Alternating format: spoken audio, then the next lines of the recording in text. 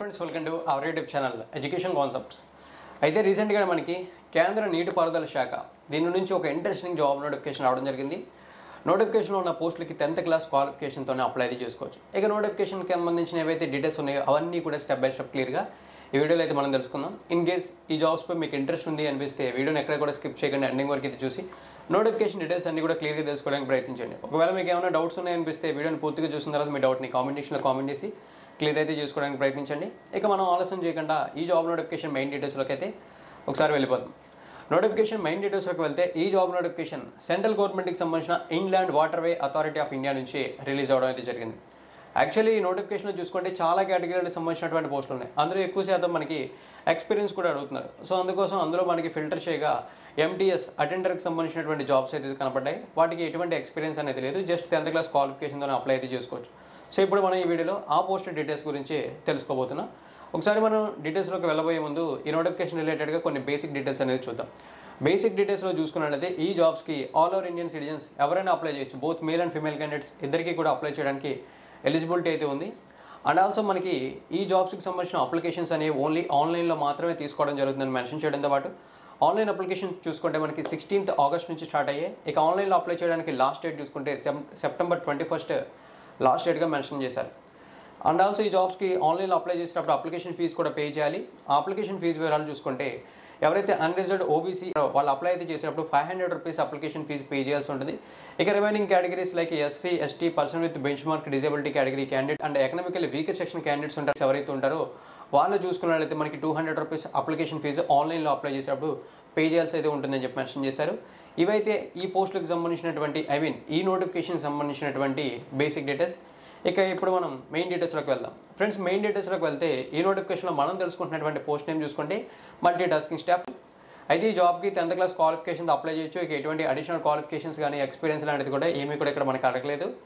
దానితో పాటు ఈ జాబ్స్కి అప్లై అయితే చేయాలనుకుంటే ఈ ఎంటీఎస్ జాబ్స్కి మనం అప్లై అయితే చేయాలనుకుంటే మన ఏజ్ అంటే అప్లై చేసే క్యాండిడేట్ ఏజ్ మినిమం 18 years ఉండాలి. మాక్సిమం 25 years వరకు అప్లై చేయొచ్చు. గవర్నమెంట్ ఆఫ్ ఇండియా రూల్స్ ప్రకారం రిజర్వేషన్ ఉన్న communities like SC, ST category అభ్యర్థులకి 5 years, ఓబీసీ కేటగిరీ అభ్యర్థులకి 3 years, person with bench mark disability అభ్యర్థులకి 10 years ఏజ్ రిలాక్సేషన్స్ అనేవి అప్లికేబుల్ అవుతాయని మెన్షన్ చేశారు. దానితో పాటు ఎవరైతే ఈ ఎంటీఎస్ జాబ్కి సెలెక్ట్ అవుతారో వాళ్ళకి సెంట్రల్ గవర్నమెంట్ లెవెల్ 1 ప్రకారం శాలరీ పే చేస్తుంది.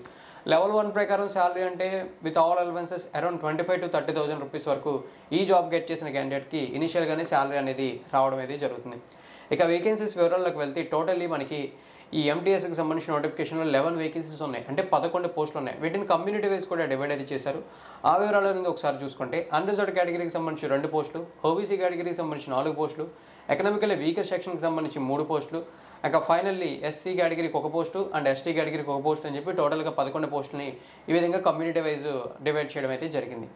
ఇక నెక్స్ట్ మనం ఈ పోస్టులకు సంబంధించినటువంటి ఫర్దర్ డీటెయిల్స్ గురించి మాట్లాడినట్లయితే సెలక్షన్ ప్రాసెస్ గురించి మాట్లాడాలి.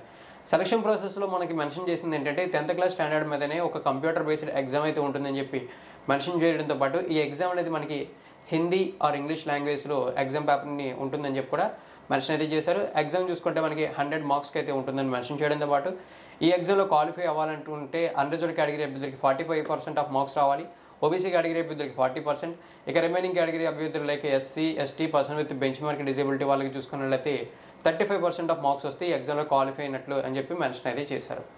ఇక నెక్స్ట్ మనకి వీటికి సంబంధించిన ఎగ్జామ్ సెంటర్స్ గురించి మాట్లాడితే అక్రాస్ ఇండియా మొత్తం మీదుగా కొన్ని మాత్రమే ఎగ్జామ్ సెంటర్స్ ఇచ్చారు. ఆ ఎగ్జామ్ సెంటర్స్ నేమ్స్ అయితే చెప్తున్నాను చూడండి. ఢిల్లీ, చెన్నై, కొచ్చి, గౌహతి అండ్ పాట్నా ఇవి మాత్రమే ఈ జాబ్స్కి సంబంధించిన ఎగ్జామ్ సెంటర్స్కి ఇచ్చారు. ఇన్ కేస్ మీకు ఈ నోటిఫికేషన్పై ఇంట్రెస్ట్ ఉంది అనుకుంటే డిస్క్రిప్షన్లో మీకు కావాల్సిన లింక్స్ అనేవి అన్నీ కూడా ప్రొవైడ్ చేస్తాను. నోటిఫికేషన్ పీడిఎఫ్ సంబంధించి కానీ లేదా డైరెక్ట్గా ఆన్లైన్లో అప్లై చేయడానికి సంబంధించిన లింక్స్ కానీ ఇవన్నీ ప్రొవైడ్ అయితే చేస్తాను. అక్కడ క్లిక్ చేసి ఇంట్రెస్ట్ ఉన్న క్యాండిడేట్స్ అప్లై అయితే చేయండి. ఒకవేళ మీకు ఇంట్రెస్ట్ లేదనుకుంటే మీ ఫ్రెండ్స్కి షేర్ చేయండి. అండ్ ఆల్సో నా ఎక్స్ప్లెనేషన్ మీకు నచ్చినట్లయితే లైక్ చేసి సపోర్ట్ చేయడంతో పాటు కొత్తగా మన ఛానల్కి విజిట్ చేసిన క్యాండిడేట్స్ ఎవరైనా ఈ వీడియో చూస్తూ ఉంటే సబ్స్క్రైబ్ చేసి రెగ్యులర్ జాబ్ నోటిఫికేషన్ డీటెయిల్స్ ఎప్పటికప్పుడు తెలుసుకోండి. థ్యాంక్ యూ ఫ్రెండ్స్, వీడియోని ఎండింగ్ వరకు వాచ్ చేసినందుకు.